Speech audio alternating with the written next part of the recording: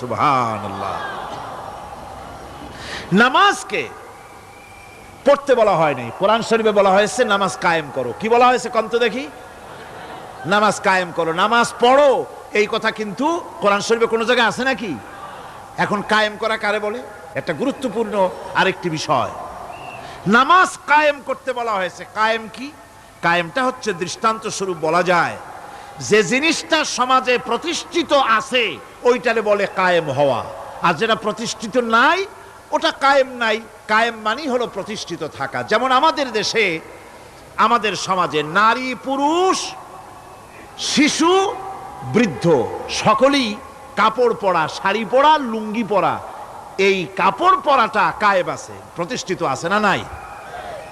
যার কারণে কাপড় পরা সমাজে কায়েম আছে বলে উলঙ্গ মানুষ সমাজে খুঁজে পাওয়া যায়।